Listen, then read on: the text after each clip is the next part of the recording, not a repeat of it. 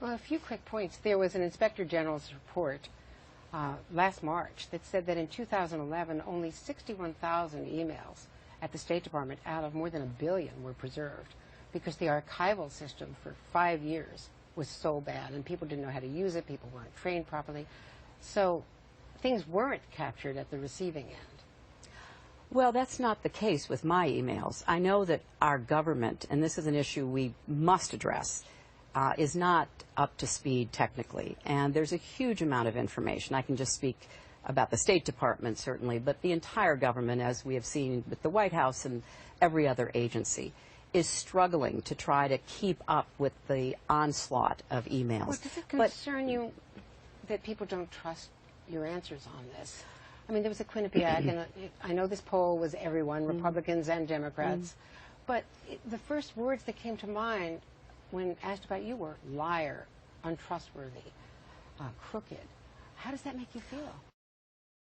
Do you think he had a point in raising the question of whether it was appropriate for her to be taking a State Department salary and also be paid by an outside company closely associated with your husband, by you? Well, you know, I was not directly involved in that, but everything that she did was approved under the rules as they existed by the State Department. And so again, he can, you know, he's great at innuendo and conspiracy theories and really defaming people. That's not what I want to do in my campaign, and that's not how I'm going to conduct myself. And I also believe the President of the United States does have to be careful about what he or she says. You know, I do know sometimes people say, well, I'm careful about what I say.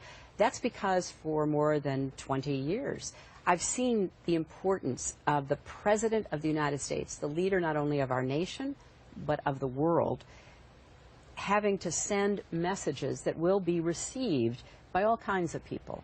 Loose talk, threats, insults, they have consequences. So I'm going to conduct myself as I believe is appropriate for someone seeking the highest office in our country. I was not thinking a lot when I got in. There was so much work to be done. We had so many problems around the world.